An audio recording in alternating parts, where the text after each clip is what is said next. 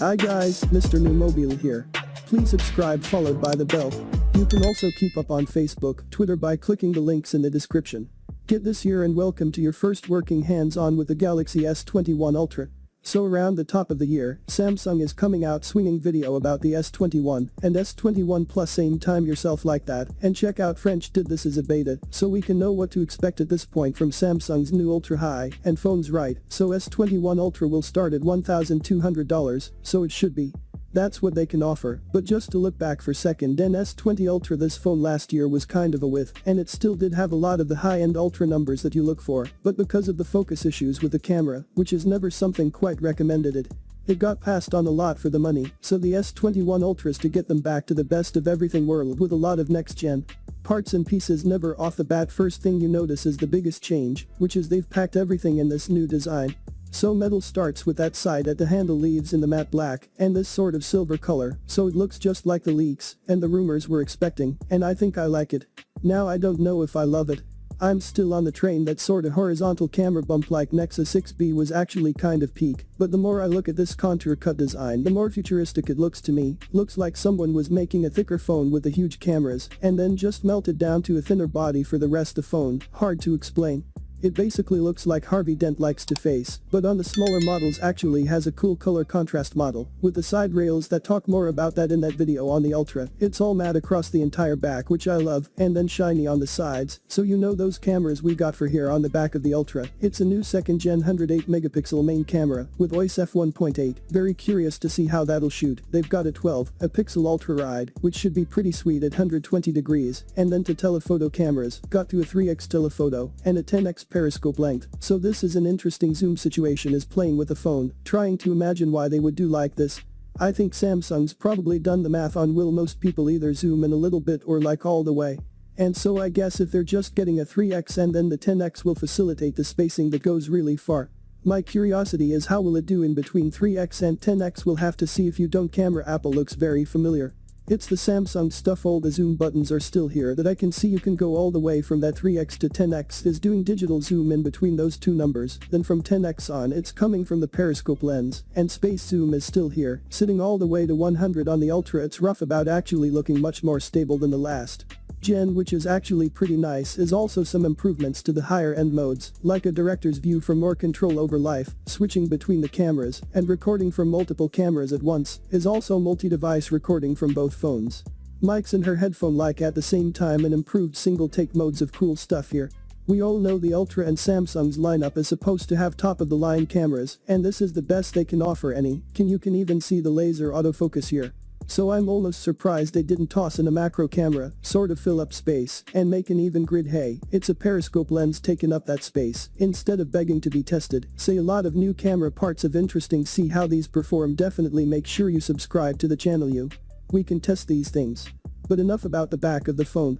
Let's talk about the front. So the big phone, of course, it's the Ultra, and allows for a huge 6.8-inch Quad HD all the display, and this time it's Quad HD at 120Hz 60 here in the settings, except the 1443 resolution and motion smoothness is also set to adaptive of 220Hz, so that's sweet. But also this new adaptive refresh rate on the Ultra is new, and it will automatically constantly be switching all the way up and down between 10Hz and 120Hz. Should help save a lot of battery in this adaptive mode. We'll be inching the test to see how responsive it is, to see how much better it's safe. You imagine when you're not really doing anything on the it throttles all the way down to 10 Hz. Curious if that can bring it to the same or close to the regular 60 Hz mode. Not to worry about overall better life.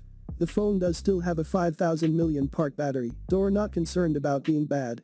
I'm just more curious if it can be amazing. Also love that the display is nearly flat, is slightly rounded at the very edges, but not nearly as much as I've seen in other phones, which makes me happy. And there is the small cutout at the top for the ridiculous 40 megapixel selfie camera, and also dropped Qualcomm's new much larger and hopefully faster in display fingerprint sensor back there is 1.77 times larger than the last gen.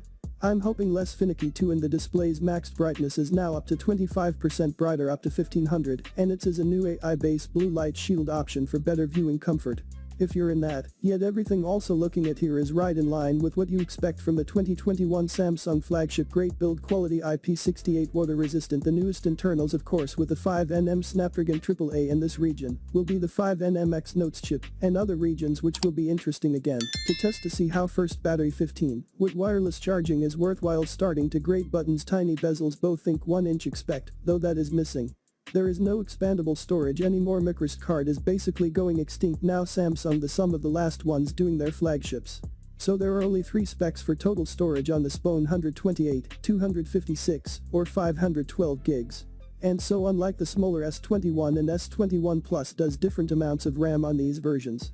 So those all will have 8 gigs of RAM on the Ultra, start at 12 gigs of RAM for the 128 and 256. If you go with the tip-top half a terabyte max spec, that will have 16 gigs of RAM, so you're trading your expander storage for a lot of RAM. I guess also speaking of things are gone. No headphones or charger in the box, confirmed as I warn you. This is going to start happening very quickly across the industry. iPhone 12 is a huge domino to fall. So now, don't expect the power brick flagship phone from here on out, but last thing, let's talk about the Aspen. It was added to the S21 Ultra. S10 support now. Okay, a lot of people saw this in the rumors leading up to this and thought, oh, that probably means the Galaxy Note is on its way out. Maybe they'll kill it soon. I don't think so. This is just coming from my liker of playing with the phone. The stylus on the S21 Ultra feels like a very optional add-on accessory, where on the Galaxy Note, well, it's still an integral part of the Note experience, and issues there, and the very different world suffers from August that it's an optional $40 accessory. So if you want buy S10 for S21 Ultra, it will cost you, and it's actually compatible with other Aspens of the past. So if you have one already, you can carry that to the whole experience as passive. So the whole low latency writing and drawing experience is all the same, but there are no Bluetooth or gesture controls like you would have on the Note, and of course there's a whole how you carry it question since there is no silo built into the phone. That's another optional accessory. She can get a stylus and a case for now $70 extra, and the phones are just clicked into this rubber slot in the side of the case, which is fine I guess, but it's definitely a very optional accessory. And so if you can go through all of that and spend extra money to have a stylus on your high-end Samsung phone, I feel like the obvious choice is to buy a Note, where it slots in perfectly and neatly every time, charges, has the active experience, has more features, and of course, there will be a Note 21 Ultra. I guess is not of course the thing I'm predicting. There will be a Note 21 Ultra that people wanting a stylish consider later this year. So I don't think the Note's going anywhere. That's basically it for the new S21 Ultra. What do you think? Is this enough of redemption and you get the huge numbers again? You get a lot of next-gen pieces. It seems to be going in the right direction. There is of course the S21 and S21 Plus launching alongside it on January 29th, but for to spend the big bucks is what you can again, and it also launched smart tags, and Galaxy Buds process. Samsung's cool popped off right at the beginning of the year, but if you think this one goes to pick you to go for one of the other S21 models, well, great features I find in the S21 Ultra lineup. That is it, guys. Please subscribe, like the video, comment. Thanks for watching. See you on my next video. One peace out.